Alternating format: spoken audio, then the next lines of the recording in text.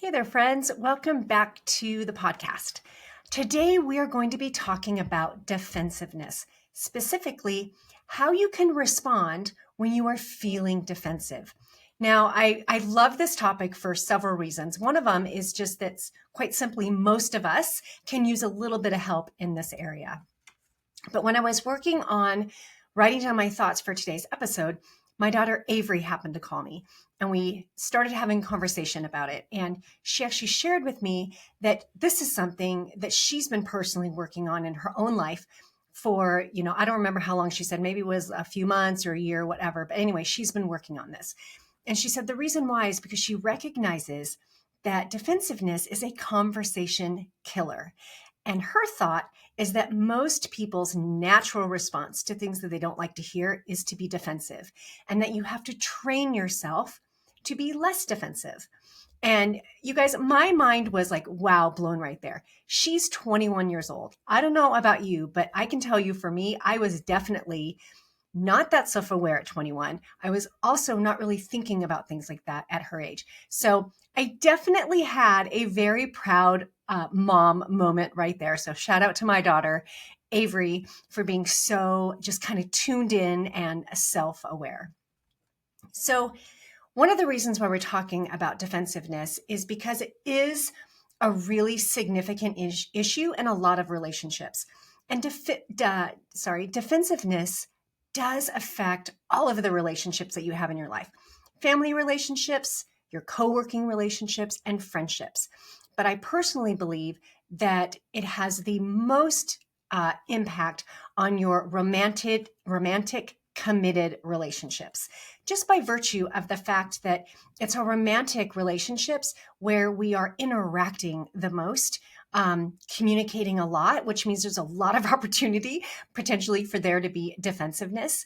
And also in romantic relationships, there's a different level of intimacy and interdependence on one another because we are dependent on each other to fulfill certain needs and desires. And so when defensiveness is occurring a lot in the relationship, it can have a detrimental effect on that relationship. So much so, in fact, that it is considered one of the four horsemen of a relationship. Now, I will be doing an entire episode dedicated to this, but the four horsemen, which are contempt, defensiveness, criticizing, and stonewalling. All four of those are the four horseman behaviors. And once these come into your relationship, it means that your relationship is in a lot of trouble. It's actually one of the biggest predictors of divorce in married couples. So this is one of my missions here, is to help people not get to that point. Or to recognize that you have and hopefully start course correcting and turning it around. But what typically happens is that there's criticism in a relationship, and then that's followed by defensiveness. And if that goes unchecked over time, contempt and stonewalling behaviors come in. And then that's when you have the four horsemen. So I would like to differentiate between occasional defensiveness and chronic defensiveness. The occasional defensiveness or behavior, all of us have it, all of us have done it, and it definitely is a conversation killer. And it can also lead to an argument because what happens is one person gets defensive, they kind of lash out and will often shift blame, point fingers, turn things around. Then the other person now suddenly becomes defensive. And now we have two defensive people who are trying to have a conversation. And at that point, it likely turns into an argument, which is one of those things that we are trying to avoid. Where chronic or default defensiveness kind of takes it to the next level. This is shows up in relationships where one person, like this is literally their default. They will often respond in a very defensive way. And this does a couple of things. First of all, it makes it really difficult to problem solve, to fix issues and talk about issues in your relationship. It also makes it challenging for the other partner because the other partner will start to avoid hard conversations because they don't want to deal with it. And they can predict what's going to happen or what's not going to happen in the conversation. And so really important discussions tend to be avoided. And that is not good for, in the long run for your relationship. So if you're someone who you kind of think that you lean more on that defensive side of the spectrum, I would suggest that you start paying attention and really kind of coming up with, why do you think you respond so defensively so easily? There's actually several reasons why somebody's default might be to be more defensive. The first one is just temperament. Maybe you were born like that. The second reason why is because it is a learned behavior. So if you had a parent or a caregiver who was often defensive, it is really likely that you picked up on some of that and have incorporated that into your own way of thinking and way of being. It's also a child's natural response to an overly negative parent or a parent that was highly critical or judgmental. Okay, because as children, we have really no way to defend ourselves. And so we have to give our reasons, and giving reasons helps you feel in control and like you have some kind of power. And for children, they oftentimes don't have control and don't have power. And so then this kind of bleeds into their grown-up adult relationships. It can also be a symptom of a bigger, more serious personality disorder. So there's lots of reasons why someone may lean towards the defensive side of things. So what do you do when you're in a conversation or someone has made a comment and you feel defensive? Well, the worst thing you can do is act out defensively because it shuts down the conversation. And like I said before, it can lead to more arguments. So the first step is to become aware. You have to notice that you are getting defensive. Most of us can feel it in our body. For me, I feel it in my chest or in my stomach, and I recognize defensive thoughts. For me, my go-to is like shifting blame. Oh, well, you did this last week, so why are you pointing it out now? Or, if you hadn't done XYZ, I wouldn't have done ABC, right? Or whatever it is. And so once I see or experience those thoughts in my head, I know that I am about to respond defensively. So the second step is to not respond, not in the moment. You got to bite your tongue and take a deep breath. Refrain from shifting blame. Refrain from flipping it around on them and pointing the finger. Instead, here's some suggestions. Acknowledge what they've said. Okay, you want them to know that you heard them, regardless of how they said it, right? The second thing is maybe you can ask them how they're feeling about it, and or ask them, how would you like to proceed? Like, what would you like me to be doing differently? Okay, let me tell you, if the idea of you not saying anything brings up defensiveness, just hearing it, that is likely a sign that this is something that you may want to consider looking at. Something that I do is I will say, ooh, I'm feeling really defensive right now. I need a minute so that I can collect my thoughts. And what do I do in that minute? I try to figure out what it is about what they just said that is making me feel criticized.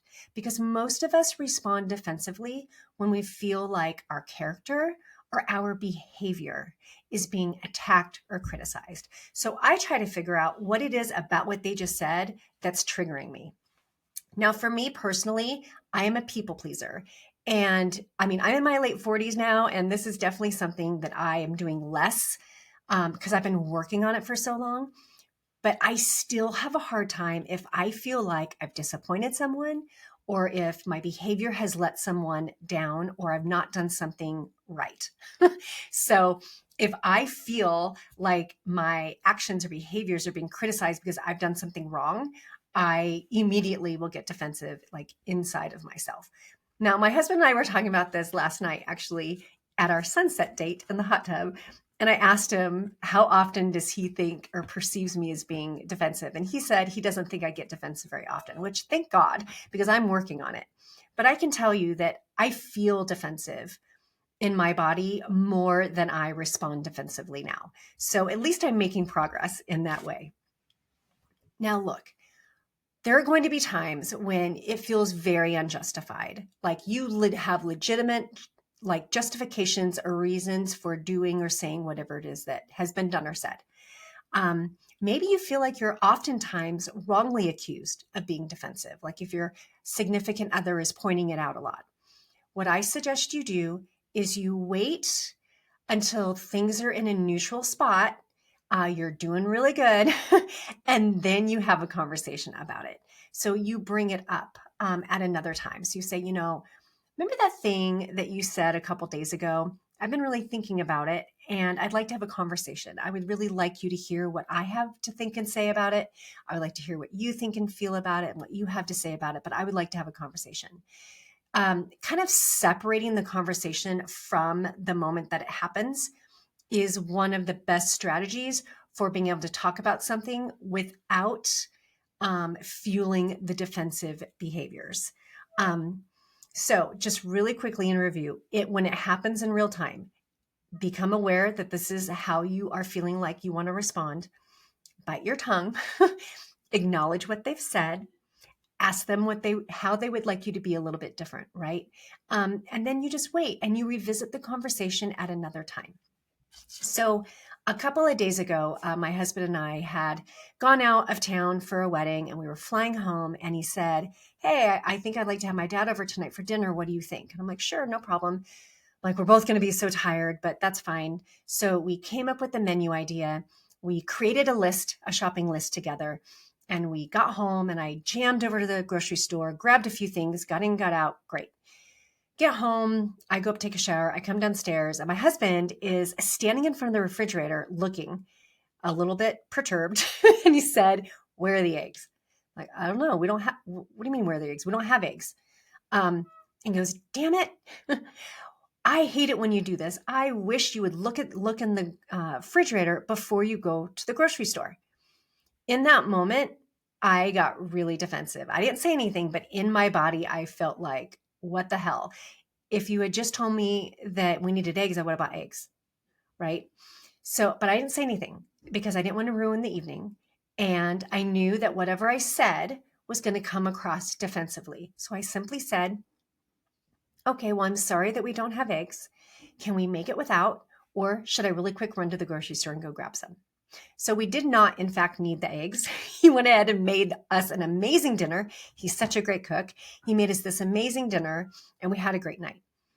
The next day, I said, "Hey, babe, can we talk about the eggs?" In reality, it wasn't the comment about the eggs that bothered me. It was you never look in the refrigerator before going to the grocery store comment that bothered me. So we talked about it and we came up with a solution moving forward. So if you all are curious, now you will always see in our refrigerator half and half butter, coffee, and eggs. That is now on our always to have in the refrigerator list. So problem solved. Why am I bringing this up? I'm bringing this up for a couple of reasons. Number one, had I been defensive like I felt like in the moment, it would have definitely put a damper on the rest of the evening. Number two, had I done that, the conversation that we had the next day would have been totally different because we would have likely have gotten into an argument the night before. And this way we were able to talk about it and problem solve with no negative emotion. There were no hard feelings. It wasn't a drama at all. It was a very cut and dry conversation that was done in like under 5 minutes. So the way that you handle these things in the moment certainly has an impact on how your relationship feels on a daily basis and how effectively you're able to communicate with your partner. And you need to have open, good communication in order to have a relationship that is healthy and happy. Now, what do you do if you feel like your partner or spouse is like accusing you of being defensive a lot or kind of points it out in you a lot and you don't feel like it's justified? What I would do is sit down and have a conversation with them about it. I would suggest doing this during one of your relationship check-ins. If you don't know what a relationship check-in is, please go back and listen to episode 2, how to create a relationship that feels effortless. I cover what it is and how to do it in that episode. But I would suggest having this conversation during the relationship check-in. And you can even, broach the subject of, look, I've noticed that you're telling me that I'm being defensive a lot. I don't feel like I'm being very defensive in my body, but obviously I'm coming across that way to you. How do we fix this? Like, is there something specifically that I'm saying that makes you think that? Is there maybe a facial expression? Is it my tone of voice? Like, what is it about the way I'm communicating that makes you think that I'm being defensive? Because I'd really like to be able to have conversations with you and let you know what I'm thinking and feeling. Okay, so that's how you have that conversation. I'd also like to bring up that if your partner or spouse was in a relationship before with someone whose default was defensiveness, they are probably pretty sensitive to it. So they are going to, like, their brains are going to jump to the conclusion that you're being defensive because this is what they're used to from their past partner. And so they are definitely going to be more sensitive to any type of defensive behavior. Like, they're going to be on the lookout for it, right? But have the conversation, get on the same page. Trust me, this will help your relationship more than you realize. So I want to leave you with a little bit of a challenge, whether or not you think this is something that you struggle with. I would like to challenge you to start paying attention over the next week. How many times a day do you feel yourself becoming defensive? And are you okay with that amount? And how are you responding? Are you responding defensively? So really the challenge is to help you become more self-aware around around how you're responding to people when you don't necessarily like what they're having to say, or when you feel like you're being criticized unfairly or judged or attacked unfairly. All right, my friends, that is what I have for you today. I look forward to talking to you next week.